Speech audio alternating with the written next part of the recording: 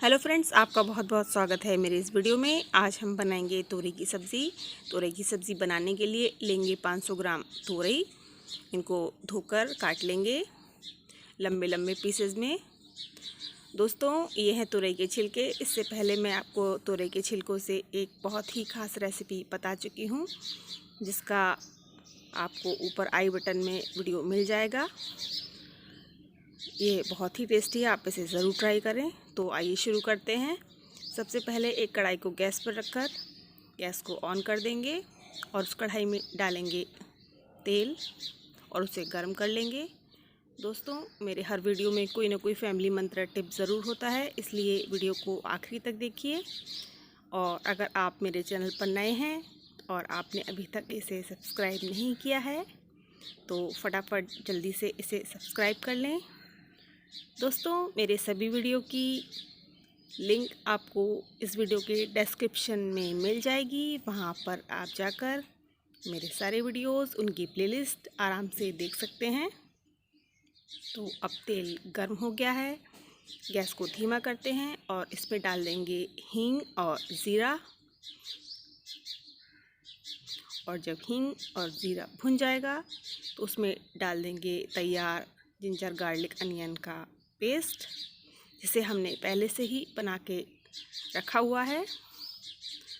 Ginger garlic paste को आप अलग से भी डाल सकती हैं।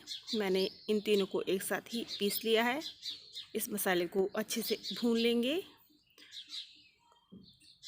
अब ये मसाला थोड़ा सा भुन गया है। अब इसमें डाल देंगे लाल मिर्च पाउडर आपके स्वादानुसार, हल्दी पाउडर, धनिया पाउडर, और इसको भी मसाले के साथ भून लेंगे। थोड़ा सा पानी डाल देंगे ताकि मसाले को भुनने में आसानी हो, क्योंकि सूखे मसाले बिना पानी के नहीं भूनना चाहिए। और इन मसालों को भून लेंगे। अब डाल देंगे थोड़ा सा स्वादानुसार नमक और इसको भी भून लेंगे।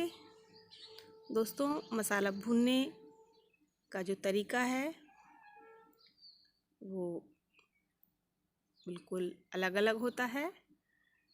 अब इसमें डाल देंगे मसाला भुनने के बाद कटी हुई तोरई और इसको अच्छे से मिक्स कर लेंगे। दोस्तों, मसाला भुनने की ये पहचान है कि जब मसाला भुन जाता है तो उसमें तेल ऊपर आने लगता है और एक खुशबू आने लगती है। अगर ऐसा होने लगे तो समझ लीजिए कि मसाला भुन गया है। अब इस तोरई में डाल देंगे ऊपर से थोड़ा सा पानी। आपको जितनी ग्रेवी चाहिए आप उस हिसाब से इसमें पानी ऐड कर सकती हैं। वैसे तो तोरई में पानी होता है, लेकिन हम थोड़ी सी ग्रेवी चाहते हैं, इसलिए हमने इसमें थोड़ा सा पानी डाल दिया है। अब इसको लगभग 10 मिनट के लिए धीमी आंच पर ढककर रख देंगे। तोरई बहुत जल्दी पक जाती है। हम इसको धीमी आंच पर ही पकाएंगे। बीच बीच में चेक करते रहेंगे। अभी हमने चेक करके देखा है, तोरई अभी ठीक से कुक नहीं हुई है।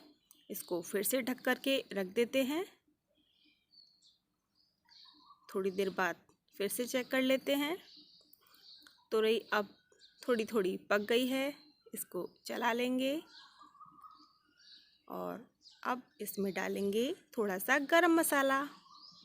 गरम मसाला को हमें सब्ज़ी में बाद में ही डालना चाहिए और इसको अच्छे से मिक्स करके थोड़ी देर के लिए फिर से ढक कर के रख देंगे, लगभग 1 मिनट के लिए, ताकि गरम मसाला पूरी सब्ज़ी में अच्छे से समा जाए। 1 मिनट बाद देखते हैं, सब्ज़ी बिल्कुल तैयार है सर्व करने के लिए। इसे सर्व कर लेंगे।